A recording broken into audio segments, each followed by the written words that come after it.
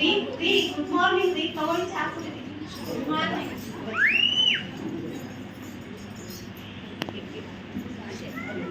Good morning.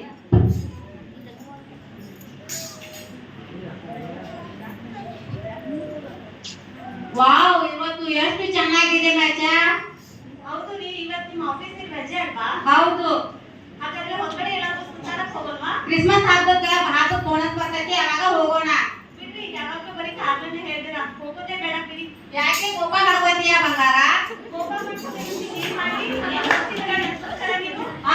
ಯಾಕೆ? ನಾನು ಸೀರೆ ಕೊಡ್ಸಿಲ್ವಾ? ಸ್ಯಾಂಡಲ್ ಚಪ್ಪಲ್ ಕೊಡ್ಸಿಲ್ವಾ? ಹಾ, ಕೊಡ್ಸಿದೀರಾ. ಈ ಸೀರೆ ನಾವು ಹೊರಗಡೆ ಎಲ್ಲಾದ್ರೂ ಸುತ್ಕೊಂಡು ಹೋದ್ರೆ ಯಾವ ಸಂತೆ ಅಂತ ಕೇಳ್ತಾರೆ. ಈ ಸ್ಯಾಂಡಲ್ ಅಷ್ಟು ದೊಡ್ಡಿಲ್ಲ ನಿಮ್ಮಂತೂ. ಇಷ್ಟು ದೊಡ್ಡ ಬಂಗಾರ ಸಗಾನೆ ಕೊಡ್ಸಿದಾನಲ್ಲ. ಹಾ, ಕೊಡ್ಸಿದ್ದೀರಾ. ಇದು ನಾನು ಅಪ್ಪ ಕೊಟ್ಟಿರೋ ದುಡ್ಡನ್ನು ತಗೊಂಡಿದ್ದೀನಿ. ಬರೀ ಯಾವತ್ತು ನಿಮ್ಮ ಅಪ್ಪನ ಹೆಸರೇ ಹೇಳ್ತೀಯಾ? ಎಷ್ಟೇ ಆದ್ರೂ ನಿಮ್ಮ ಮುಂದಿನ ತಂದೆ ಮಗಳವಲ್ಲವಾ? ಹುಷಾರು, ನಿಮ್ಮ ಅಪ್ಪನ ಬಗ್ಗೆ ಏನಾದ್ರು ಮಾತಾಡಿದ್ರೆ ಸರಿ ಇಲ್ಲ ನೋಡಿ. ನಾನಂತೂ ಅಡಿಗೆನೆ ಮಾಡಲ್ಲ, ನಿಮ್ಮ ಅಮ್ಮನ ಹತ್ರನೇ ಮಾಡ್ಕೊತೀನಿ. ಅವಾಗ ಬುದ್ಧಿ ಬರುತ್ತೆ ನಿಮ್ಗೆ. ಆಯ್ತು, ಪಾತ್ರ ಬರ್ತಾರೆ, ಪ್ರಾರ್ಥನೆ ಮಾಡೋಣಪ್ಪ.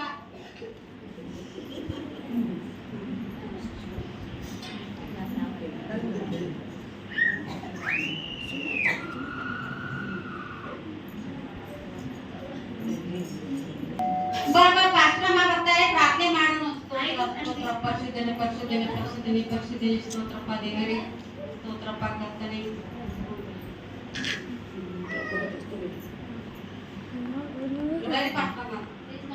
Price lord.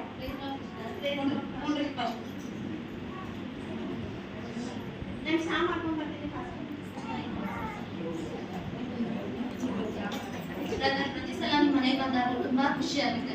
ಯಾಕೆ ಯಾವಾಗಲೂ ದೇವರನ್ನ ಆರಾಧಿಸ್ತಿರ್ತೀರ, ಪ್ರಾರ್ಥನೆ ಹೇಳಿರ್ತೀರ, ನಿಮ್ಮ ಕುಟುಂಬವನ್ನು ನೋಡೋದಕ್ಕೆ ತುಂಬಾ ಖುಷಿ ಆಗುತ್ತೆ. ಯಾಕೆ ಸಿಸ್ಟರ್ ಬ್ರದರ್ ಚಹಾ ಕೊಡಲ್ವಾ? ಯಾಕೆ ಬ್ರದರ್ ಸಿಸ್ಟರ್ ತುಂಬಾ ಕೋಪದಲ್ಲಿದ್ದಾರೆ? ಅವರು ಮದುವೆ ಆದಾಗಿಂದ ಏನು ಕೊಡ್ತಿದ್ರು ಅವರಿಗೆ ಸಮಾಧಾನನೇ ಇಲ್ಲ.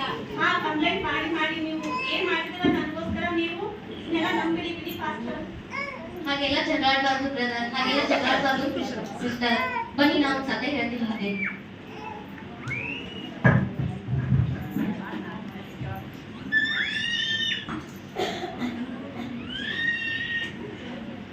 ಒಬ್ಬ ಸ್ತ್ರೀಯು ತುಂಬಾ ಬಡತನದಲ್ಲಿ ಇರುತ್ತಾಳೆ.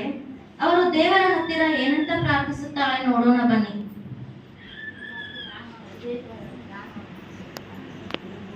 ಯಾಕಪ್ಪ ನನಗೆ ಇಷ್ಟೊಂದು ಕಷ್ಟ ಬಡತನ ಕೊಟ್ಟಿರೋದೇವಿ.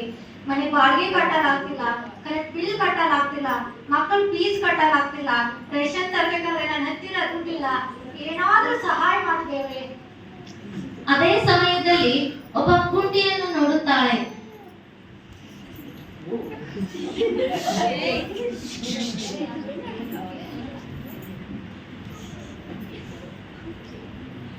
ಓ ದೇವರೇ, ಸ್ತೋತ್ರಪ್ಪ. ನಾನು ಬಡವಳ ಆಗಿರ್ಬೋದು ದೇವ್ರೆ, ನನ್ನ ಹತ್ತಿರ ಹಣ ಇಲ್ಲದಾಗಿರ್ಬೋದು ದೇವ್ರೆ, ಆದ್ರೆ ನನ್ನ ಕುಂಟಿಯಾಗಿ ಮಾಡಿಲ್ಲಲ್ಲ ದೇವ್ರೆ, ಅದಕ್ಕೆ ನಿಮಗೆ ಕೋಟಿ ಕೋಟಿ ಸರ್. ಕುಂಟಿಯು ಕೂಡ ಮನಸ್ಸಿನಲ್ಲಿ ನೊಂದುಕೊಂಡು ದೇವರ ಹತ್ತಿರ ಏನಂತ ಪ್ರಾರ್ಥಿಸುತ್ತಾಳೆ ನೋಡೋಣ ಬನ್ನಿ.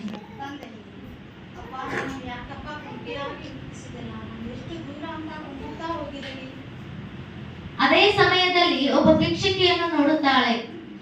ಅಪ್ಪ, ಏನಾದ್ರೂ ಇದ್ರೆ ಭಿಕ್ಷೆ ಹಾಕಿ ಅಪ್ಪ. ಅಮ್ಮ, ಏನಾದ್ರೂ ಇದ್ರೆ ಭಿಕ್ಷೆ ಹಾಕಿ ಅಮ್ಮ. ಅಪ್ಪ, ಏನಾದ್ರೂ ಇದ್ರೆ ಭಿಕ್ಷೆ ಹಾಕಿ ಅಪ್ಪ. ತಂದೆ, ನನ್ನನ್ನು ಗುಂಪಿಯಾಗಿ ಮಾಡಿದ್ರು ಪರವಾಗಿಲ್ಲ, ಆದ್ರೆ ಭಿಕ್ಷಿಕಿನ ತರ ಇಟ್ಟಿದಲ್ಲ, ಅದಕ್ಕಾಗಿ ನಿನಗೆ ಸ್ತೋತ್ರ ಇರುತ್ತೇನೆ. ಅಪ್ಪ, ಏನಾದ್ರೂ ಇದ್ರೆ ಭಿಕ್ಷೆ ಹಾಕಿ ಅಪ್ಪ. ಅದೇ ರೀತಿಯಾಗಿ ಭಿಕ್ಷುಕಿಯು ಕೂಡ ದೇವರ ಹತ್ತಿರ ಏನಂತ ಪ್ರಾರ್ಥಿಸುತ್ತಾಳೆ ನೋಡೋಣ ಬನ್ನಿ. ಅಪ್ಪ, ನನ್ನ ಯಾಕಪ್ಪ ಭಿಕ್ಷುಕಿಯನ್ನಾಗಿ ಮಾಡಿದ್ಯಾ? ನಾನು ಏನ್ ತಪ್ಪು ಮಾಡಿದ್ದೀನಪ್ಪ? ಅದೇ ಸಮಯದಲ್ಲಿ ಒಬ್ಬ ಕುರುಡು ಭಿಕ್ಷುಕಿಯನ್ನು ನೋಡುತ್ತಾಳೆ.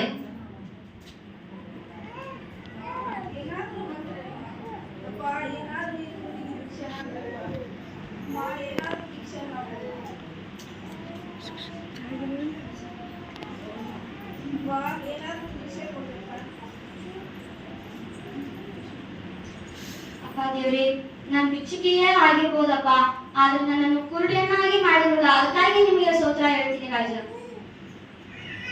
ಅದೇ ರೀತಿಯಾಗಿ ಕುರುಡು ಭಿಕ್ಷುಕಿಯು ಕೂಡ ದೇವರ ಹತ್ತಿರ ಏನಂತ ಪ್ರಾರ್ಥಿಸುತ್ತಾಳೆ ನೋಡೋಣ ಬನ್ನಿ.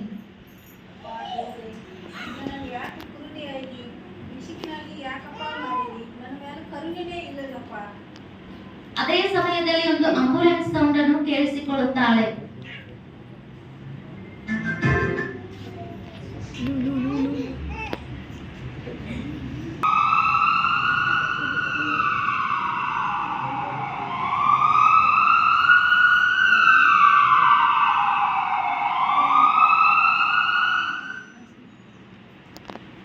ಯಾರಿಗೆ ಏನಾಗಿದೆ ಯಾವಲ್ಲ ದೇವ್ರೆ, ನನ್ನ ಕುರುಡಿ ಆದ್ರೂ ಪರವಾಗಿಲ್ಲ, ಭಿಕ್ಷಿಕೆ ಆದ್ರೂ ಪರವಾಗಿಲ್ಲ, ನನಗೆ ಆರೋಗ್ಯ ಕೊಟ್ಟಿದ್ದೇನಪ್ಪ, ಅದಕ್ಕಾಗಿ ನಿಮಗೆ ಕೋಟಿ ಕೋಟಿ ಸ್ತೋತ್ರಪ್ಪ.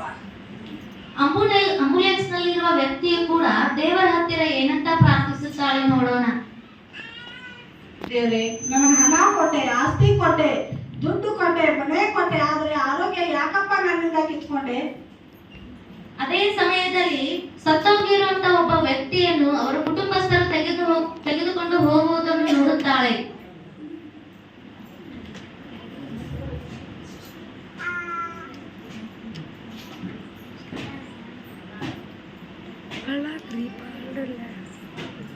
ದೇವ್ರೆ, ಸೋತ್ರಪ್ಪ ನಿಮಗೆ, ನನಗೆ ಆರೋಗ್ಯನೇ ಕೊಟ್ಟಿರ್ಬೋದಪ್ಪ, ಆದ್ರೆ ಮರಣವನ್ನು ಕೊಟ್ಟಿಲ್ಲಪ್ಪ ದೇವ್ರೆ, ಅದಕ್ಕಾಗಿ ನಿಮಗೆ ಕೋಟಿ ಕೋಟಿ ಸೋತ್ರಪ್ಪ.